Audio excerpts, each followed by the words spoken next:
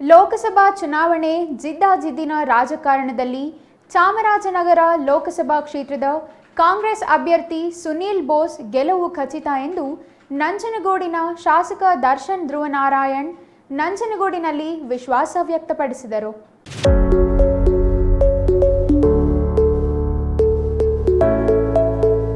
ನಂಜನಗೂಡಿನಲ್ಲಿ ಸುದ್ದಿಗಾರರೊಂದಿಗೆ ಮಾತನಾಡಿದ ಶಾಸಕ ದರ್ಶನ್ ಧ್ರುವನಾರಾಯಣ್, ಈಗಾಗಲೇ 8 ವಿಧಾನಸಭಾ ಕ್ಷೇತ್ರಗಳ ಪೈಕಿ 7 ವಿಧಾನಸಭಾ ಕ್ಷೇತ್ರಗಳಲ್ಲಿ ಕಾಂಗ್ರೆಸ್ ಆಡಳಿತದಲ್ಲಿದೆ.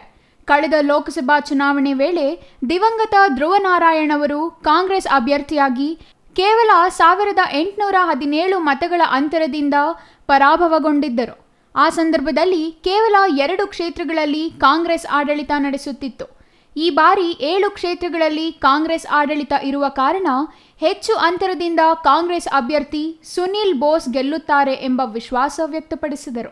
ಪ್ರಮುಖವಾಗಿ ನಂಜನಗೂಡು ಮೀಸಲು ವಿಧಾನಸಭಾ ಕ್ಷೇತ್ರದಿಂದ ನಾವು ವಿಧಾನಸಭಾ ಚುನಾವಣೆ ಸಂದರ್ಭದಲ್ಲಿ ಪಡೆದ ಮತಗಳಿಗಿಂತ ಹೆಚ್ಚು ಬೆಂಬಲ ಈ ಬಾರಿ ಲೋಕಸಭಾ ಚುನಾವಣೆಗೆ ಶ್ರಮಿಸಬೇಕು ಎಂಬ ಆದೇಶದ ಮೇರೆಗೆ ಹೆಚ್ಚು ಬಹುಮತ ಕೊಡಬೇಕು.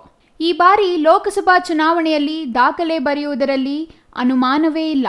ಚಾಮರಾಜನಗರ ಲೋಕಸಭಾ ಕ್ಷೇತ್ರ ಕಾಂಗ್ರೆಸ್ ಭದ್ರಕೋಟೆಯಾಗಿದೆ. 7 ವಿಧಾನಸಭಾ ಕ್ಷೇತ್ರಗಳಿಂದ ಎಲ್ಲ ಶಾಸಕರು ಈಗಾಗಲೇ ಸುನೀಲ್ ಬೋಸ್ ಗೆಲುವಿಗಾಗಿ ತಯಾರಿ ಮಾಡಿದ್ದೇವೆ. ಹಾಗಾಗಿ ಸುನೀಲ್ ಬೋಸ್ ಗೆಲುವು ಖಚಿತ ಎಂದು ಹೇಳಿದರು. ಈ ಬಾರಿ ನಮ್ಮ ವಿಧಾನಸಭಾ ಕ್ಷೇತ್ರದಿಂದ ಅತಿ ಹೆಚ್ಚು ಮತಗಳನ್ನು ನಾವು ನೀಡಲಿದ್ದೇವೆ. ಸುನೀಲ್ ಬೋಸ್ ನೋಡಿ, ಈಗಾಗಲೇ ಹೇಳಿದ್ದೇನೆ, ಇದು ಕಾಂಗ್ರೆಸ್ ಪಕ್ಷದ ಒಂದು ಭದ್ರಕೋಟೆ. ಕಾಂಗ್ರೆಸ್ ಪಕ್ಷ ಯಾರನ್ನ ಅಭ್ಯರ್ಥಿಯಾಗಿ ಸೂಚನೆಯನ್ನು ಮಾಡಿದ್ದಾರೆ, ಅವರ ಪರವಾಗಿ 8 ವಿಧಾನಸಭಾ ಕ್ಷೇತ್ರದಲ್ಲಿ 7 ಕಾಂಗ್ರೆಸ್ ಇರೋದ್ರಿಂದ ಎಲ್ಲರೂ ಅತಿ ಹೆಚ್ಚು ಶ್ರಮಪಟ್ಟು ಕೆಲಸವನ್ನು ಮಾಡಿ ಅವರವರ ಕ್ಷೇತ್ರದಲ್ಲಿ ಹೆಚ್ಚು ಲೀಡನ್ನು ಕೊಡಲಿಕ್ಕೆ, ಅವರು ಪಡೆದಂಥ ಲೀಡ್ಗಿಂತ ಜಾಸ್ತಿ ಲೀಡನ್ನು ಕೊಡಲಿಕ್ಕೆ ಶ್ರಮಪಟ್ಟು ಕೆಲಸ ಮಾಡೋದ್ರಿಂದ 100ಕ್ಕೆ 100 ಗೆಲುವು ನಿಶ್ಚಿತ.